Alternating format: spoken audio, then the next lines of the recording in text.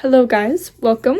Today I am going to be telling you guys things before getting one of these precious guys. Okay, I'm editing this video and there's gonna be a jump scare in 3, 2, 1. Do not follow this pamphlet. Do not follow this pamphlet. PetSmart and Petco and pet places, they are half correct. They are half correct on everything. They are kind of in the right direction, but not at all. Honestly, how could you trust pet places that treat their animals so horribly? I got this for this video to fact check. Basically none of these are correct. The recommendations for things to buy, terrible. And the food recommendations, terrible. So follow my video instead. I'll be your real guide. So the first thing that I'm going to be getting into is tank necessities. So what you're going to need is a basking light. I'll show you mine in a second. This clip will probably be playing right here. And a UVB light. So a basking light basically provides all the heat because these guys, they originally live in Australia, and I think some other places, but yeah, Australia and some other places. And so this basically provides their heat. No, sorry, he gets excited because his treats are red and my nails are red, so he's trying to eat them. Anyways, if he bites me, it's because my nails are red. Anyways, editing, and in this next clip, I'm talking about a UVB light. I don't really say it, but I'm talking about a UVB light. So you want a strip instead of a coil because coils for the UVB, which a UVB, it gives what like sun rays would normally do. So like, you know how like the sun gives us, I think, vitamin C? It helps them process their food, helps them basically live. If you do not have a UVB, these guys will not live. And especially if it's a coil. So a coil is like where it's like the swooped. If it's a straight line, I'll pull up a picture of mine. If it's a straight line, then that is perfect because first of all, it gives light to like most of the tank, and also it gives lights to most of the tank is actually what it does. But without UVB, these guys will have messed up bone structure. He's looking at my nails. Messed up bone structure, messed up, like, they won't live. These guys will die if they don't have correct UVB. And yeah. And the next thing you're going to need is a substrate. Right now I have dirt, which I can also pull up a picture right here. And then I'm going to switch to a mat soon because the dirt, I'm going to have to switch it out soon. And I really do not want to do that because it's such a long process because I have to mix it and do all this stuff. But I would not recommend, this is a very controversial topic, with the amount of stuff that this guy's nails get hung up on. Let's show them your nails. These guys' fragile little nails get hung up on. It is crazy. It gets hung up on my shirt, even hung up on random stuff in its cage, like a piece of wood. And if it's a carpet, which is basically just fabric, which you know what a carpet is. I'll put up a picture right here. Well, not a carpet, but carpet lining. It is, sorry, he's looking so cute. Anyways, the nails get hung up on it. It's really hard to clean up poop. You're going on my shirt because I don't trust you with my nails. No. Yeah, clean up poop and basically all that stuff. It's really hard to clean up poop, really hard to get their nails out of. It's overall, it can get a bunch of odor in it and everything. So I would either request a mat, which I'll pull up what that is right here, or dirt, which right there, which a dirt would be what I use. Actually, I don't know what I used. I'll tell you in a different video whenever I'm like preparing your tank for your bearded dragon. Anyways, no, that's my nails. Anyways, yes. You're also going to need a hide. I'll show you what a hide is. One of these guys will lay out in there, have their little hideout. That's why it's called a hide. And they will sleep in there. That's what this guy did until he grew out of the one that I have right now. So he hides in the back of the cage. Oh, okay. Come on. You want a treat? Sorry.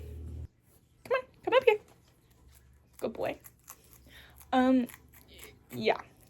And you're also gonna need a basking spot. I have 2 basking spots. I have a basking plate, and then I have a basking stick. I'm gonna have to get some new ones soon because since I'm moving to a mat, it's not gonna be as high up, and this guy's getting bigger and the stick is really small. No, that's my nail. Anyways, and this stick is getting small. No. Okay, yeah, you can go down. You can go down. Okay. Anyways, and so you're gonna need all of these things. I would recommend having if you're gonna be gone throughout the day, I would recommend having a bug bowl. Come on. A bug bowl, because personally what I did with a bug bowl is if he was still asleep and I had to go to school, I would just put his roaches, bugs, in the bowl, and then I would go out with the rest of my day. And that's what I did. Yeah, that's what I did. Do you remember that? Yeah, that's what I did. Anyways. Yeah, that's what I did. Actually, he's okay. Anyways, you're gonna need those. I don't really recommend a water bowl because they don't really drink water straight up. He's looking at my earrings. I know he is. Straight up. Although they do. So what I do is I can insert a clip. I get a little squirter, and then it's a pipette from science and stuff like that.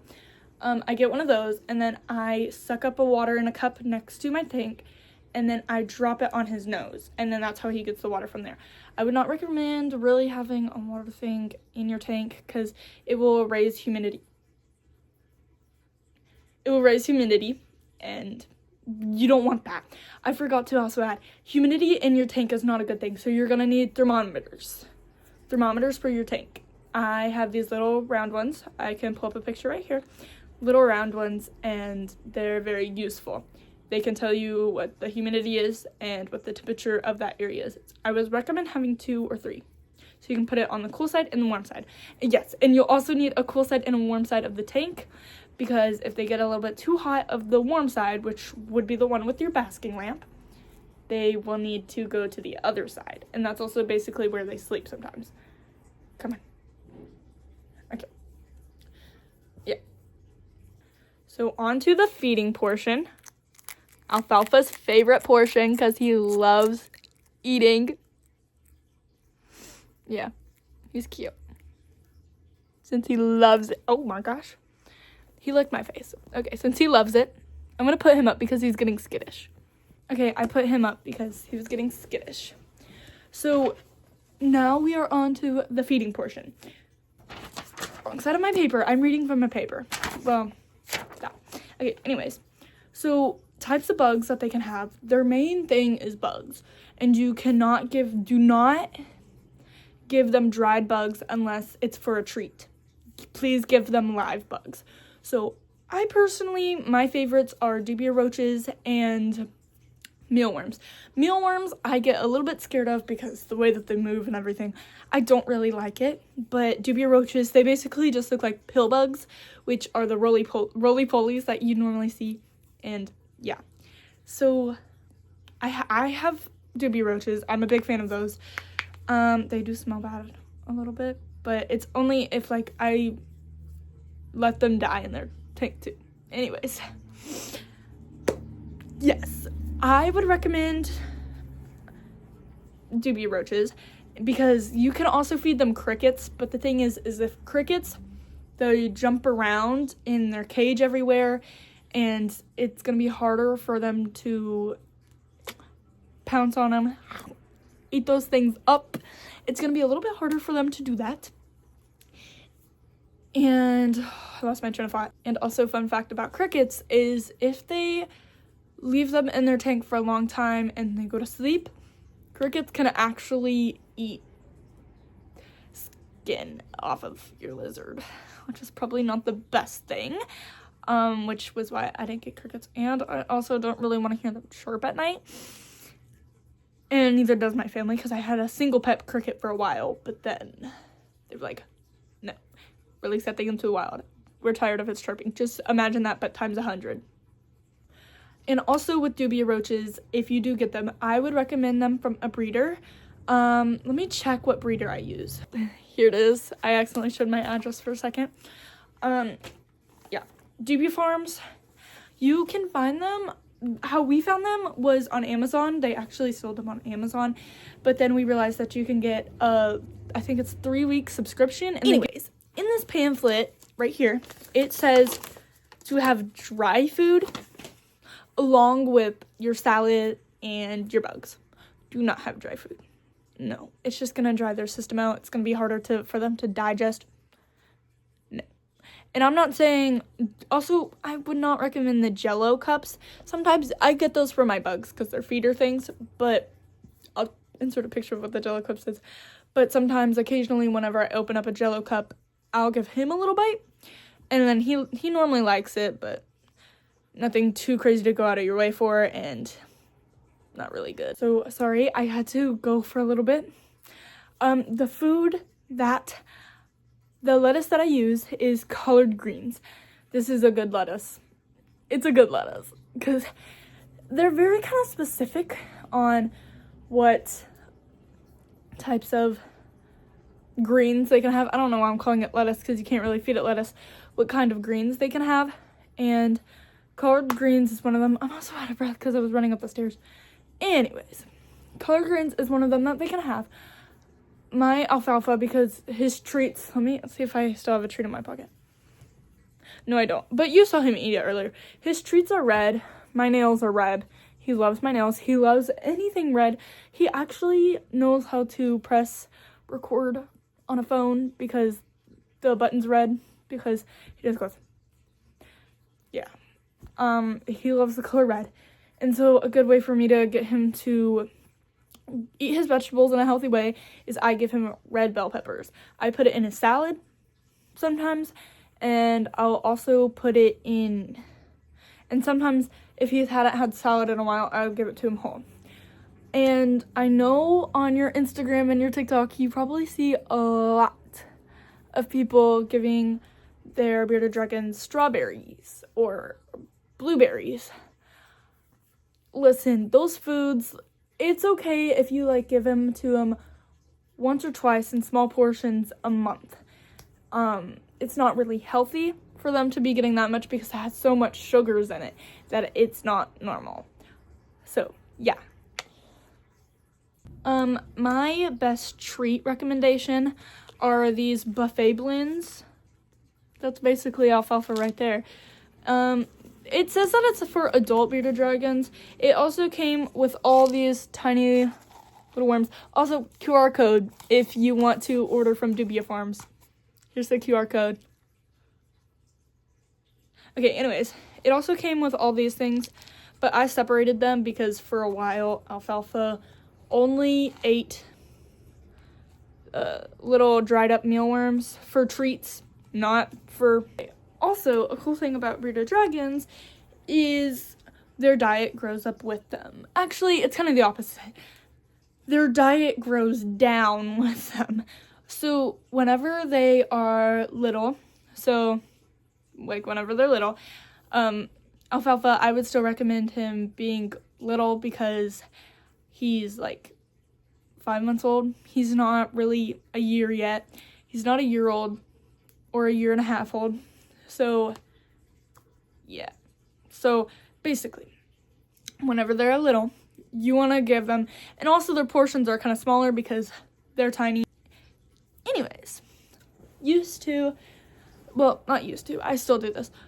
You give them 5 bugs every single day. Every single day. Some days I miss a few days because I'm not home or I'm late and stuff like that. Not late, but like late to home, and then his lights out and then he's already dead asleep and I don't want to aggravate him. So, yeah. And then whenever they get about a year old, or whenever you think that they've reached around maximum growth, like maximum growth, they're a good size. Like by size I meant like round. You don't want them super fat. They're real, not saying habitat sizes. So I forgot to put this in the tank necessities section because I am going everywhere today, but because I forgot to put this on my notes. Anyways, oh, that's a mighty fun thing. Anyways, right now I think I have like around a 40 gallon. I have like a 36 by I think 18 tank, and please have doors on your tanks. Doors. There's nothing more painful than having to take your entire lid off of your tank and all your lighting that you perfectly placed and retrain really scarily to scare the living heck out of that thing because he's going crazy. Scare the living heck out of that thing because it's basically acting as a bird. Shing! So please have doors. Please. I got mine at PetSmart on sale. Around $200. Pretty cheap. I know that sounds like a lot, but like if you compare prices, it's pretty cheap. I think you wanted to see me. Right? Let's hope. Anyways. So right now, I think I have like a 36 by like 16 or 18 tank. It's pretty big actually, but then as they get older, most people recommend already getting a 4x2x2, which is massive to start off with, but I've heard that can overwhelm them.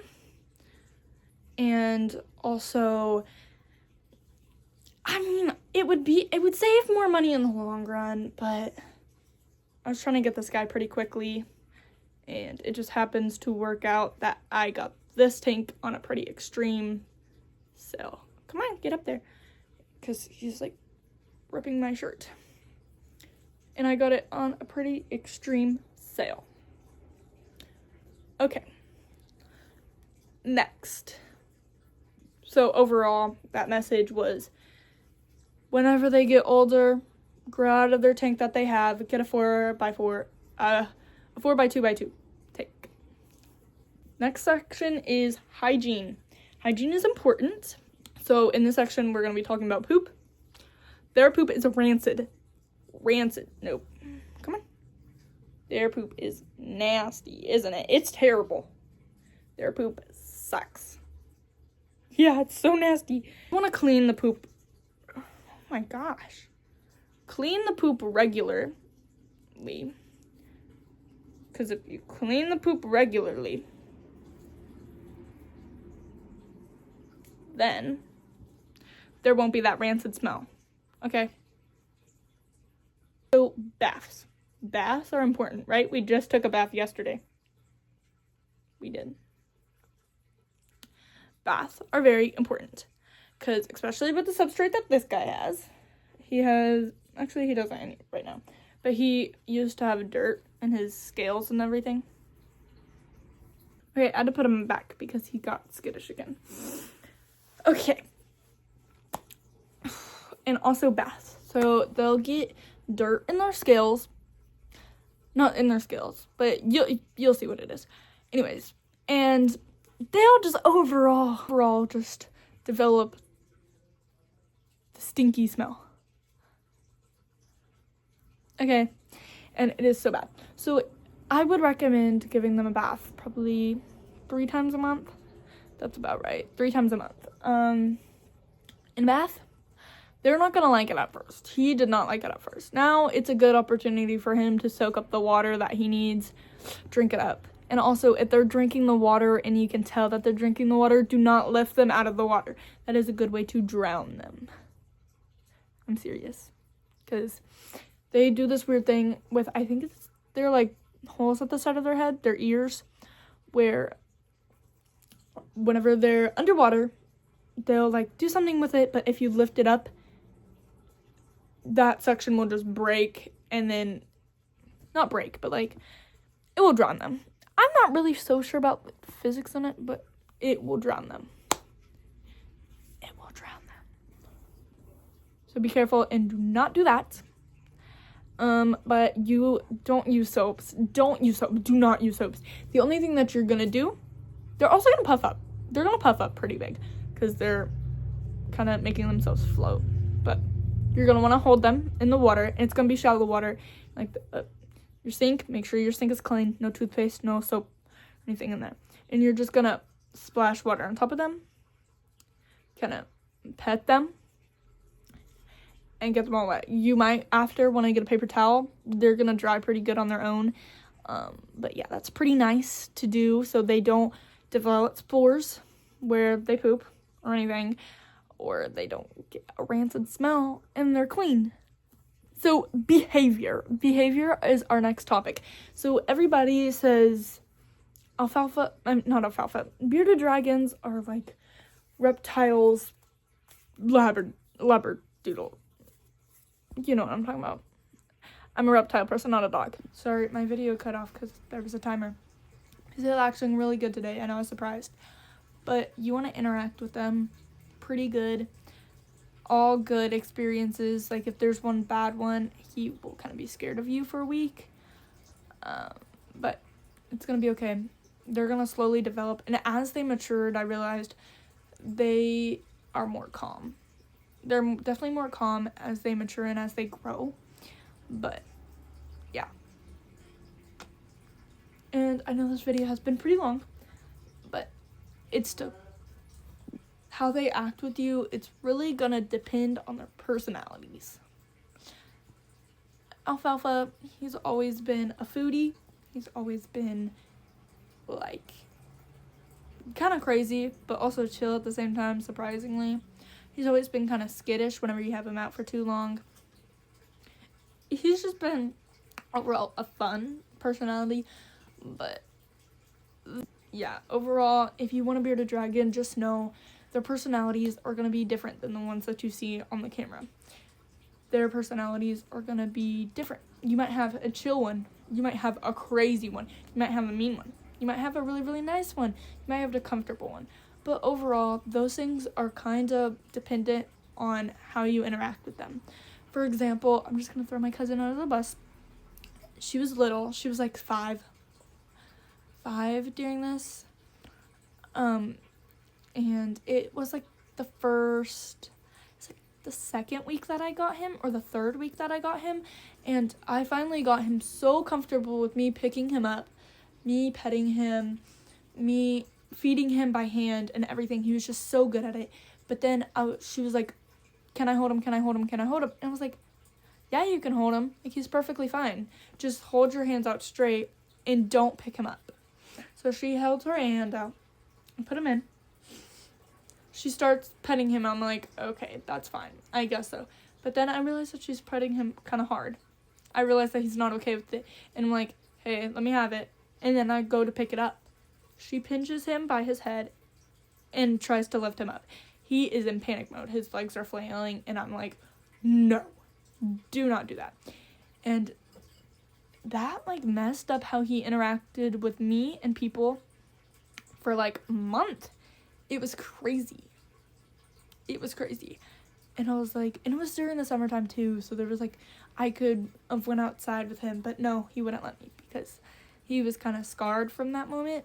And again, whenever I'm feeding him and there's multiple people in the room, he does get a little scared sometimes too. He pretends to act all big and tough, but he's actually kind of a little baby inside. Because he's my baby. He's my baby. But overall, thank you for joining me on this journey. Please subscribe so I can get a gecko. Please subscribe so I can get one. And also, yeah, overall, bearded dragons are really fun and interesting creatures. And please subscribe for more content and so I can get a gecko.